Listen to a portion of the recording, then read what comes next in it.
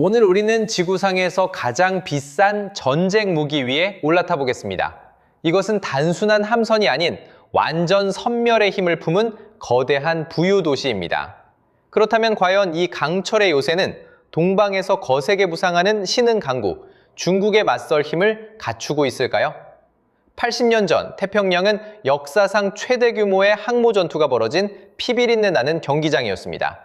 진주만의 불길에서 운명의 미드웨이 해전까지 이 바다는 수만 명의 수병과 수백 척의 함선을 집어삼켰습니다. USS 요크타운과 일본 항모 아카기의 잔해는 지금도 16,000피트가 넘는 심해에서 잠들어 있습니다.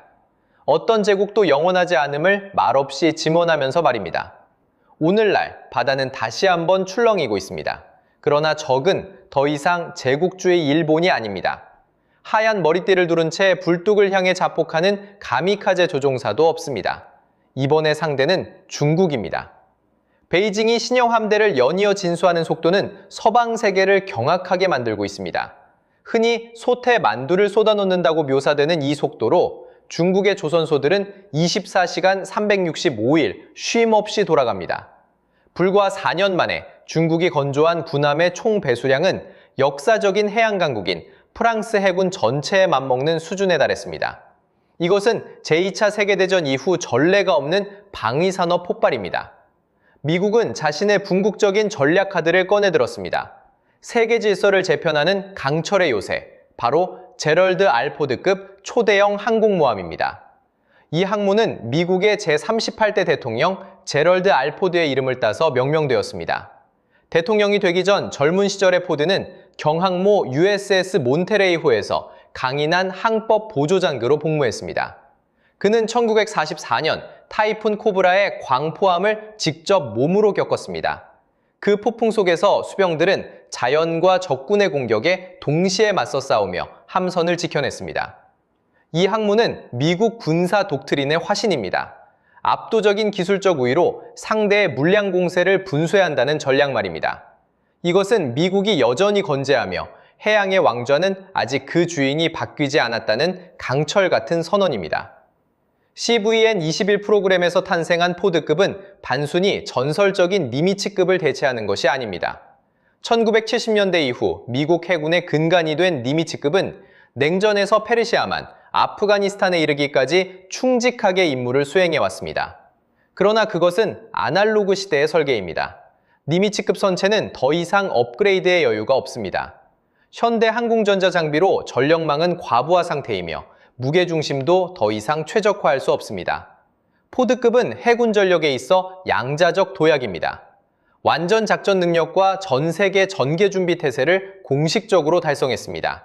함선 단독 가격만 133억 달러, 약 18조 원. 이것은 역사상 가장 비싼 단일 군사 자산입니다. 오직 하나의 목적을 위한 막대한 투자, 공해에서 미국의 절대 우위를 유지하기 위한 것입니다. 수치로 살펴보겠습니다.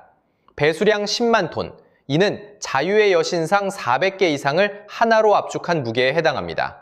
선체는 HSLA 1일 5초고강도 합금강으로 제작되었습니다. 니미츠급보다 가볍지만 더 강인하여 무게중심을 낮추고 생존성을 높였습니다. 비행갑판의 면적은 256피트, 약 78m 폭으로 표준 미식축구 경기장 3개를 합친 넓이를 초과합니다. 이곳은 세계에서 가장 비싼 두동상입니다. 갑판의 모든 인치가 계산된 공간입니다. 포드급에서는 함교 상부 구조물이 후방으로 이동하고 크기가 줄어들었습니다. 이로써 전방 갑판 공간이 확보되어 항공기들이 포뮬러 1피트 스톱 방식으로 유도, 재무장, 재급유를 수행할 수 있습니다. 니미츠급에서 흔히 볼 수 있었던 정체가 사라진 것입니다. 수선에서 250피트, 약 76m 높이에 부유하는 탑, 마치 25층짜리 고층 빌딩이 바다 위를 떠다니는 것과 같습니다. 허리케인급 파도에도 견뎌내면서 비행작전을 안전하게 유지할 수 있도록 설계되었습니다. 이 거대한 함선은 현대의 부유공항입니다. USS 포드는 90대가 넘는 항공기로 구성된 항공모함 항공단을 운용합니다. 이것이 이 함선의 진정한 주먹입니다. 진짜 힘은 함선이 품은 날개에 있습니다.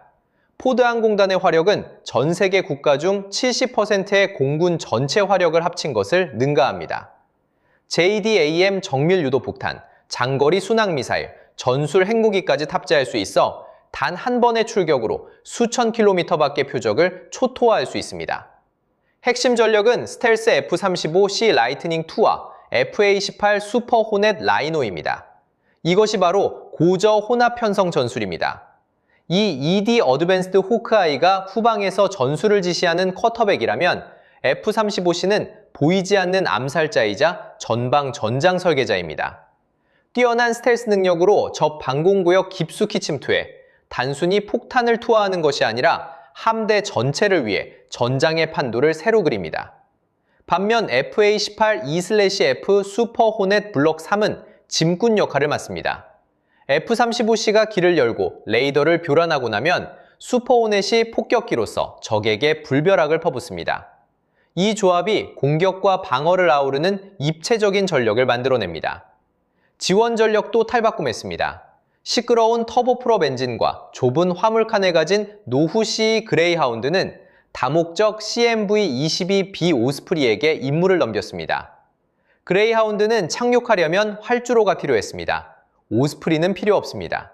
이 틸트로터 혼합 항공기는 수직 착륙이 가능하며 수톤에 달하는 무거운 F-35 엔진을 육지기지에서 대양 한가운데 항모까지 직접 실어 나를 수 있습니다. 이로써 병참 보급망은 어떤 거리나 해상 상태에서도 결코 끊기지 않습니다. 항공단의 양 날개에는 전자전 그롤러와 전천후 호크아이가 포진합니다. 현대전에서는 전자기 스펙트럼을 장악하는 쪽이 승리합니다. 이 A-18G 그롤러는 함대의 마법사로서 적 레이더를 눈멀게 하고 방공망을 무력화합니다. 한편 거대한 회전식 레이돔을 장착한 이 ED 어드밴스드 호크아이는 수백 킬로미터 밖에서 날아오는 순항미사일을 탐지하는 공중 전투관리 지휘소 역할을 수행합니다. 미래는 자동화에 있습니다. 미 해군은 MQ-25 스팅레이 공중급유 드론을 통합하고 6세대 전투기와 AI 윙맨 무인기 개발을 추진하고 있습니다. MQ-25는 이 퍼즐에서 가장 중요한 전략적 조각입니다. 공중주유소처럼 운용되며 항공단의 전투 반경을 거의 1000해리, 1850km까지 연장합니다. 이를 통해 미 항모는 중국의 항모 킬러, 탄도미사일 사거리 밖에서 타격을 가할 수 있어 까다로운 반접근, 슬래시, 지역 거부 방정식을 풀어냅니다. 이 부유도시의 동력을 공급하려면 사실상 무한한 에너지원이 필요합니다. 두 기의 A1B 원자로가 이 괴물의 뛰는 심장입니다. 베텔사가 설계한 A1B는 더 소형화되었으며 니미츠급의 A4W보다 밸브와 파이프가 50% 적어 유지보수 인력을 대폭 줄였습니다. 그러면서도 열 출력은 25% 더 높습니다. 이 잉여 에너지는 낭비되지 않습니다. 해군이 가까운 미래에 전력화할 계획인 지향성 에너지 레이저 무기를 위해 비축됩니다. 극초음속 미사일과 자폭 드론 무리가 몰려오는 시대에 펠랭크스 같은 기존 동력형 CIWS 포탄은 너무 비싸고 너무 느려집니다. 발당 약 1달러의 비용으로 광속으로 발사되는 지향성 에너지 무기만이 수백 개의 목표물을 동시에 효과적으로 요격할 수 있습니다. USS 포드는 이 미래 기술을 수용할 수 있도록 미리 배선되어 있습니다. 해결료를 단 한 번도 교체하지 않고 50년의 함정 수명 내내 쉼 없이 운용할 수 있으며 이 함선을 난공불락의 요새로 변환시킵니다. 누수가 잦고 담수를 대량으로 소비하며 수백 명의 정비 인력이 필요한 육중한 증기식 사출 시스템은 역사의 뒤안길로 사라졌습니다. 그것은 증기산업 시대의 기술이었습니다. 포드급은 전자기 항공기 발진 시스템, 이 MALS를 사용합니다. 전기로 자기장을 생성해 전투기를 레일건 발사체처럼 가판위로 쏘아보냅니다. 그 원리는 고속 자기부상 열차나 현대 롤러코스터와 유사합니다. 거대한 전기 펄스가 91m 트랙을 따라 폭발하며 30분짜리 항공기를 불과 3초 만에 시속 0에서 250km로 가속시킵니다. 더 부드럽고 더 유연합니다. 증기 시스템에서 흔했던 기체를 피로하게 하고 조종사에게 척추 부상을 입히던 충격적인 진동이 사라졌습니다. 가장 중요한 것은 출격률을 25% 향상시켜 더 짧은 시간 안에 더 많은 타격을 가할 수 있다는 점입니다. 현대전에서 SGR, 출격 생성률은 생존의 척도입니다.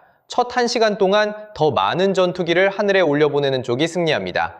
EMALS는 포드함이 니미츠급이 꿈도 꾸지 못했던 화력 밀도를 달성할 수 있게 해줍니다. 일상적으로 하루 160소티, 비상작전 시에는 나흘간 하루 270소티까지 출격이 가능합니다. 이것은 중간 규모 국가 하나의 공군 전체에 맞먹는 화력입니다. 이륙은 한 가지 기술입니다. 착함은 죽음을 다루는 예술입니다. 첨단 제동장치 AAG는 기존 유압 시스템을 디지털 전자기 제동으로 대체합니다. AAG 시스템은 전기 모터와 수력 터빈을 이용해 착함 항공기의 운동 에너지를 흡수합니다. 컴퓨터 소프트웨어가 제동력을 제어하며 테일루크가 걸리는 순간 밀리초 단위로 케이블 장력을 자동 조절합니다. 이를 통해 미사용 무장을 가득 실은 무거운 F-35C부터 경량 무인기까지 케이블을 끊거나 기체를 손상시키지 않고 모든 기종을 정밀하게 회수할 수 있습니다. 구형 니미츠 시스템은 경량 드론이나 과중량 항공기를 포획할 수 없었습니다. AAG는 이 물리학적 문제를 해결함으로써 무인 전투의 시대를 여는 길을 닦았습니다. 마지막으로 화력입니다. 자기장으로 작동하는 11기의 첨단 무기 엘리베이터. 이것은 기존 항모의 결정적인 병목 지점이었습니다. 무장은 함선 깊숙한 탄약고에 보관되며 케이블로 비행갑판까지 끌어올리는데 너무 많은 시간이 걸렸습니다. 지난 세기에 기름때 묻은 케이블과 도르래 시스템 대신 USS 포드의 무기 엘리베이터는 선형 동기 모터를 활용합니다. 거대한 전자석이 10푼짜리 무장 탑재 상자를 분당 46m의 속도로 함선 내부를 통해 밀어 올린다고 상상해 보십시오.